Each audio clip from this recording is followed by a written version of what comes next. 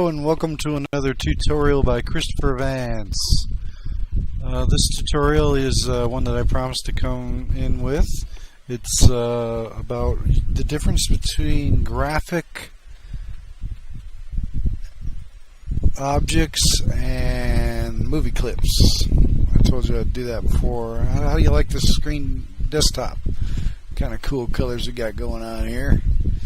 Got some autumn colors coming in. I know it's summer right now, but so let's get right to it. We're going to look at Flash here, and I'm going to talk about the differences between when something's a graphic and a movie clip.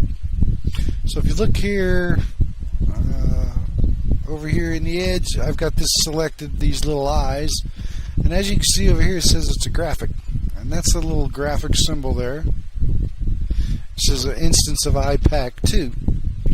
And this is a graphic symbol. Now if you look down the bottom here, it gives you color effects. You can change where it is on the screen by the X and Y coordinates, the width and the height of it. And the color effect. I have none on there because I've already got the colors in it. And then it says looping down here, and this is part of the difference between graphics and movie clips is the looping. Here in this first option, I have single frame, which is the way a lot of people use it. But you can change it to loop, and I'm going to show you what happens when you do. I'm going to change this to loop, and first means which one of the frames is going to play first. And I'll show you why it says that. Graphics are just like movie clips, except for they don't play in the timeline like a movie clip does. This is a graphic, so if I click on this graphic, go inside it, you'll see it's got, if you look up top here, it's got 24 keyframes in it. This is an IPAC, and if I scroll along here, you'll see that there's a bunch of different eyes in there. I'm going to move this magnifier out of your way. But a bunch of different eyes here. One of them crying, and one of them closing, and looking sideways, or whatever. So these are all inside the timeline of this graphic movie clip that looks like this when you first start, only because I've set it on first one. But if you look up here on the timeline, there's only one keyframe here. Now if I have just this one keyframe and I don't have any of these frames in here, I'm going to remove these frames.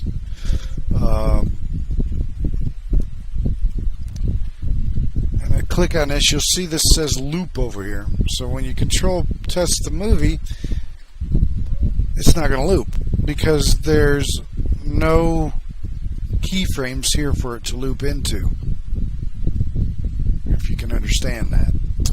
So it's only playing that one frame, and there's only one frame on the movie clip. Now when that's what happens with a graphic, but if I had a movie clip on here, which I do have some over here, I'm going to show you. I got one here called movie clips. It's different, so let's look at that. These are two movie clips. Now if you go inside of each of these movie clips, you look over here, it says properties movie clip. There's the little movie clip thing, and I don't have an instance name because I'm not trying to use these with ActionScript. If I was using them with ActionScript, I'd have to put an instance name in here, and it says movie clip. So let's go inside this movie clip and look at it. Well, look how many frames are inside this one movie clip. So when this movie clip plays, it's going to have these legs going back and forth like this.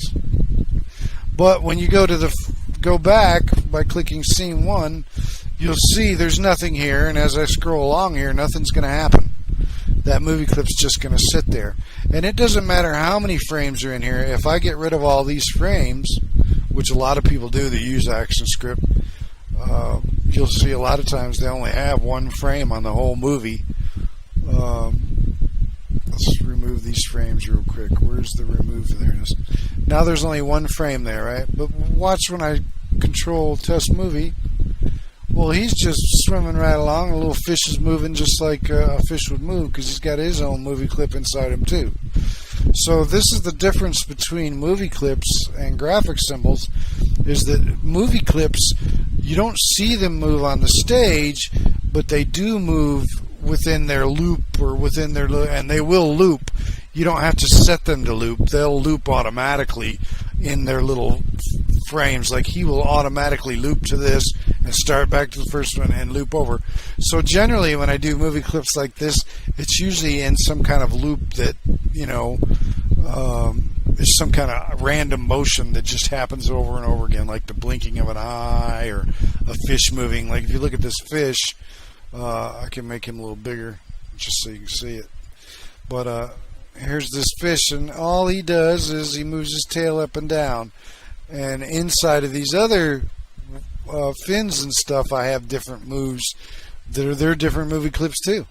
Like if you zoom in here, if you see this one on top here, if I go into it, well, let's see. Okay, now we're inside this, just this movie clip here, and you see it's flapping back and forth, he's waving his hand there. Hello, how are you doing today? So movie clips have their own timelines, which are separate from the main timeline, and they will play whether or not, regardless of what you see on here. And that kind of ends up being a problem because some people they don't, I mean, they're trying to animate something and they don't know what's going on inside the movie clip. So like if I go here and I go to 20 and I insert a keyframe and create a motion tween, this is usually what you do, you know, I create a motion tween, and then I'll click on this guy and I'll say, okay, I want him to move right on by here. Okay, now that's the proper use of a tween. Create classic tween. Now see that little line up here, that means it's creating classic tween. Well, the fish is moving too, which isn't good, so let me get rid of the fish.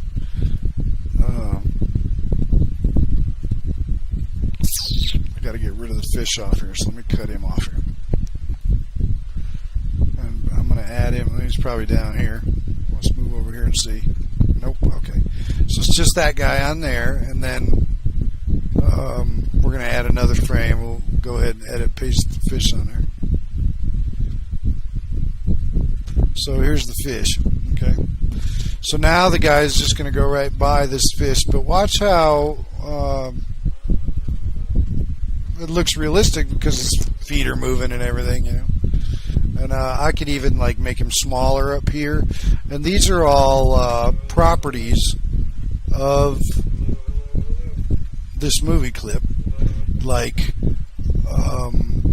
you got color effects. I could choose alpha and make him disappear more, you know, to where he's nothing, and then all of a sudden he comes in.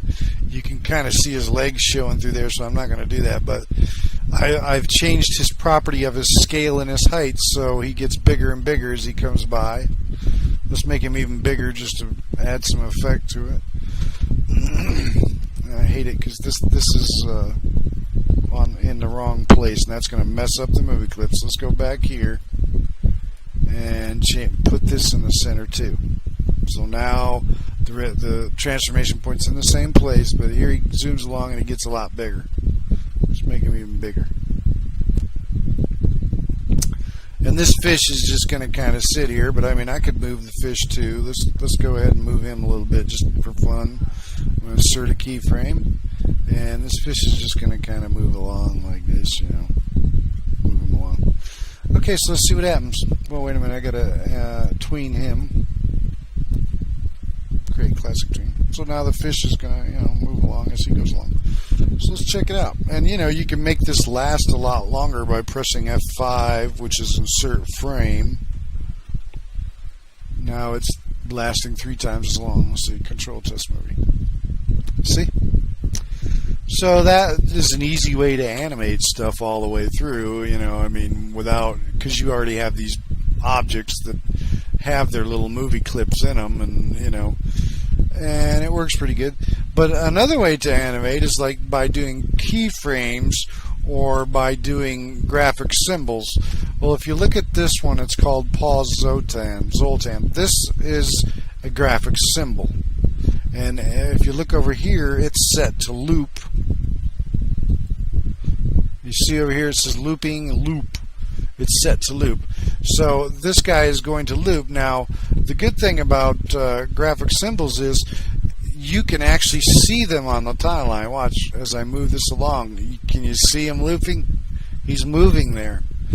Now, with a movie clip, if I moved it along the timeline, you wouldn't see that. So, like, if I'm here, I mean, you'll see the tween, but you won't. Let's remove the tween.